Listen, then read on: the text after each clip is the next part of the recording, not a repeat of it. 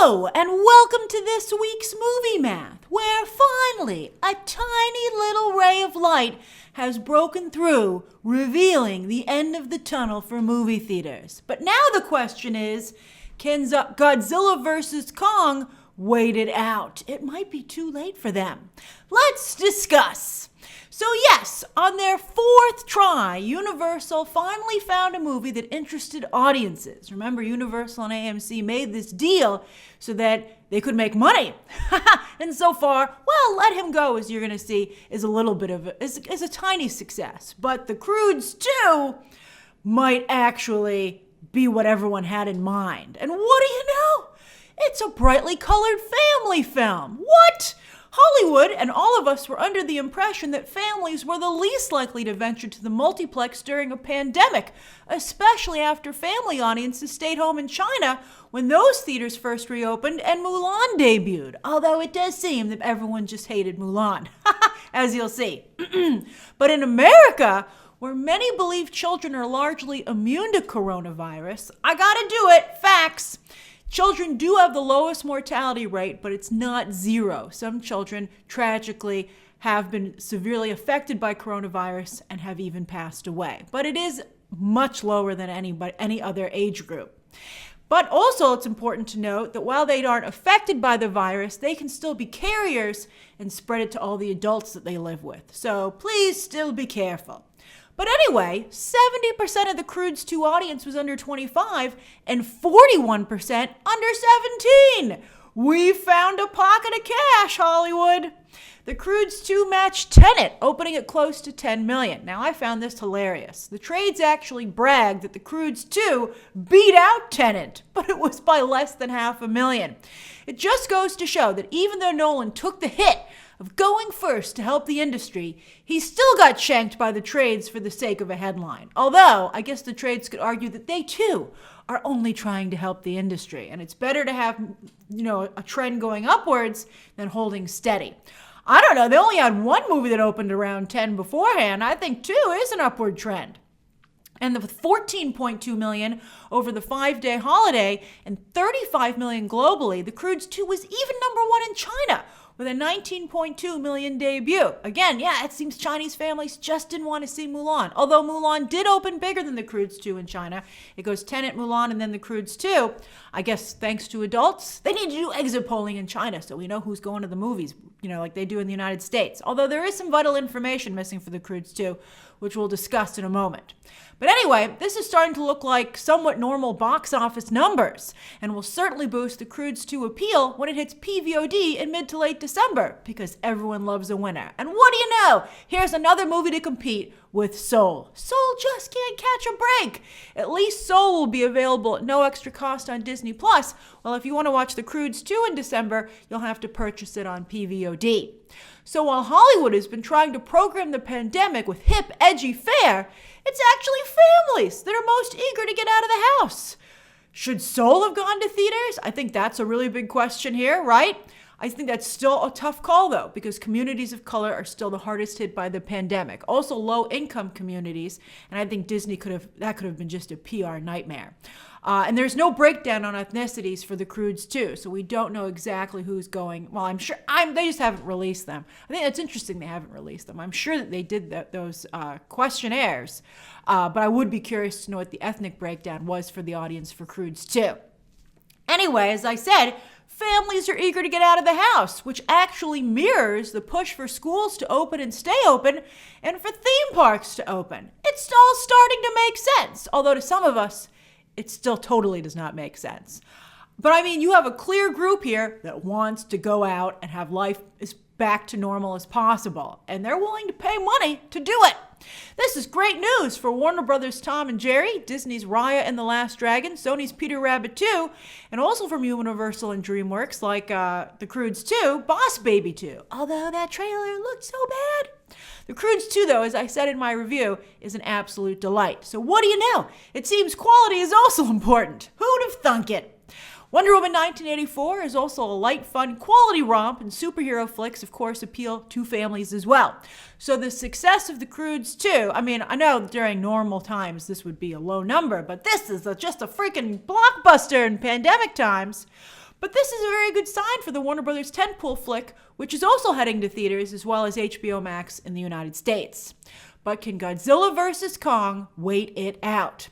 Last week, The Hollywood Reporter got the scoop that Netflix had approached cash-strapped Wanda Group about streaming the flick for $200 million. Remember, when No Time to Die was on the auction block and that, there was no deal that was reached, we discussed that it seemed that $300 million was the ceiling for digital acquisitions. So 200 is within that range. Wanda Group has been hit hard by the pandemic. They are very big, they have lots of holdings, but largely entertainment. China has been hit very hard, obviously, by the pandemic. But Wanda Group globally has a large stake in AMC Theaters, which is struggling, and owns Legendary, which covered 75% of Godzilla vs. Kong's budget. What's more, as the Hollywood Reporter pointed out, Netflix isn't available in China, so Legendary would still be able to do a theatrical release in the Middle Kingdom. And while $200 million does seem low for Godzilla vs. Kong, as some of you pointed out, well, I said the fact that Godzilla vs. Kong hasn't done any advertising was a reason to keep it on, to hold it for theaters. Some of you countered that also meant that no money has been spent to advertise it either, and never would have to be spent, because Netflix would take on that advertising obligation. And they don't advertise anything, actually. I bet they'd spend a little money to advertise Godzilla vs. Kong, although that news would spread like wildfire, and maybe they wouldn't need to. But anyway, as for $200 million, Legendary could pretty much get its money back that it spent on the budget, get the debt off its books. Remember, as we also discussed, holding movies, studios and production companies and film finance companies can't just put movies on a shelf. That movie is spent money on their books. And so interest accrues the longer it takes them to pay that money back. So they just can't sit on these movies forever.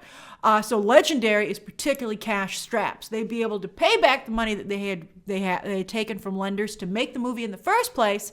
And then the theatrical money in China would just be gravy on top, or whatever the Chinese equivalent is to gravy. I couldn't figure it out.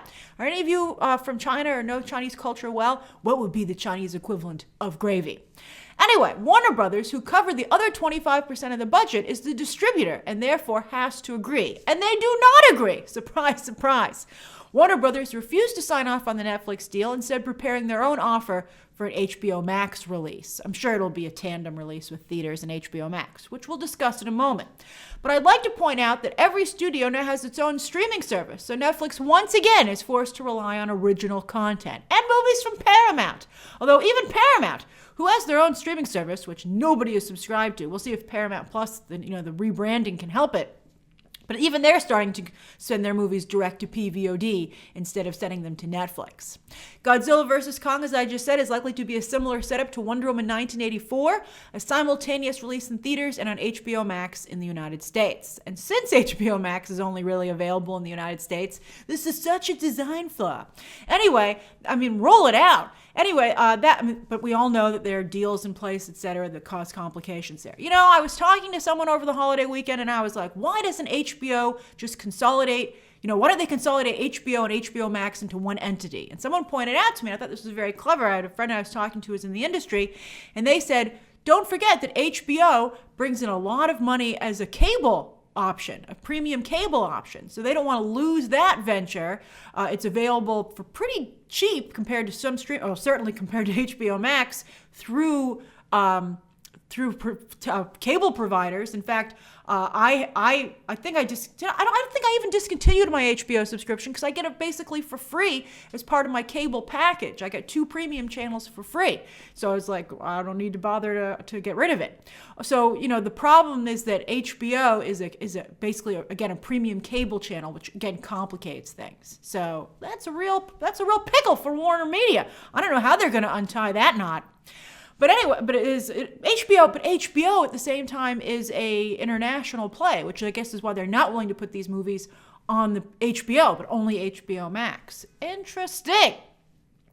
Anyway, but the Disney Channel, of course, was a very different type of entity, and it wasn't a premium cable channel. Very, very interesting distinction, and it makes you understand the Warner Media problems a little bit better.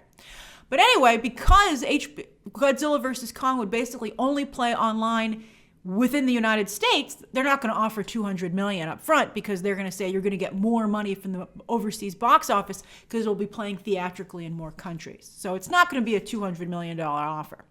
But if Wanda Group really needs the cash and HBO Max really needs the content, and we know that they both really do, expect some sort of deal here to be made, unless Warner Brothers or Warner Media just isn't willing to offer anywhere close to $200 million, and then it might not be worth it to Wanda Group. We'll see. We'll see how desperate they both are. And I think something else that will add pressure to the situation is Disney, if they come out swinging on December 10th as expected. Warner Media once again might want to respond in kind. Oh yeah? You're putting Cruella on Disney Plus? Well, we're putting Godzilla vs. Kong on HBO Max. And again, as I said, we're the real winners in all of this. Except if you live overseas, and then you're totally screwed by the HBO Max situation. Anyway, as for what people were watching over the holiday weekend, well, there was a holiday in the United States. But anyway, over on iTunes, Universal and AMC's deal, as I said, has had its first solid hit with Let Him Go. So so you're seeing a little bit of movement already, even before the Croods came along, the Croods 2. And then Fat Man has found its audience, as I knew it would on streaming. This is also a surprisingly good film, as I said in my review. I think it'll probably do well over the entire month of December, so let's keep an eye on it and see how long it stays in the top 10. Because as you can see, holiday movies are thriving right now. Buddy Games from Paramount, which I would say is basically Jackass meets Tag, that's how I would describe it, with a truly PVOD cast, but it's doing very well. Did anyone watch Buddy Games? I checked out the trailer and I was like, can't do it, but I'm curious if any of you, especially because I forgot to check if it has a rental option, but I'd be curious, did any of you click on that? Then on Netflix, holiday movies are a hit here too, with both Christmas Chronicles films in the top 10 and both Grinches. I can't believe both Grinches are in the top 10. As I said on Instagram this weekend, I myself watched the animated Grinch and had a delightful time. But man, everyone's going to be Grinched out by December 9th, and I think NBC Universal might have over-Grinched. They're behind all three Grinch movies. I think they did too much. The Queen's Game, unless everyone hate watches Matthew Morrison. We'll see, maybe. Anyway, The Queen's Gambit and The Crown are still going very strong. People are actually watching Hillbilly Elegy. Are you guys hate watching that? Maybe some of you like it. I don't know. And then what the heck is Virgin River? But it's number 1. I can't believe it. What is Virgin River? Any of you watching that? I love these weird pockets of the internet. There's a lot of people out there with very different tastes. You know, it's interesting. It's, multifaceted demographic out there. Anyway, as for this, and also I think the people who stay home are obviously a much bigger audience than those that are willing to go out to the theater, even during normal times. And so you have a much more fractured audience with a lot more interesting pockets of, of what they want to watch. And this is funny to see it come to fruition in streaming. All right, so as for this coming week, tomorrow, Netflix debuts the holiday movies that made us. I just found out about this doing my notes for this video. Netflix, why don't you ever advertise anything? But anyway, they're going to do, I love this series. They're going to do Elf and The Nightmare Before Christmas. Oh boy! We're going to be doing 2 watch-alongs this holiday season. We'll be, just so you don't watch if you want to wait, they'll probably, this coming weekend is Brazil Comic-Con, so it won't be this weekend, but we'll probably do one the weekend after, and we're going to watch Elf and Die Hard during the month of December. Just so you know, those are the watch-alongs that are planned. So anyway, on Friday, Disney Plus debuts the new movie Godmothered, and the embargo for that lifts on Wednesday. It's very good. It's a streaming movie, very female-centric, but I think, it's, again, multifaceted audience out there, and there's a group of people who are just going to go nuts over this movie. Hulu has their new The Hardy Boys, Gritty Hardy Boys, debuting on Friday. While Netflix has Selena the Series, animated film Bombay Rose, plus you'll finally be able to watch David Fincher's awards contender Mank as it moves from theaters to the streaming service. So what have you been watching? What do you plan to watch? What do you think of the Croods 2 situation? And how do you feel about Godzilla vs. Kong? Both as a fan and if you were an executive. And what do you think of that HBO problem? I think that's fascinating. Fascinating. All right, share those thoughts down below, subscribe today, and of course, as always, you can check out some more videos right now.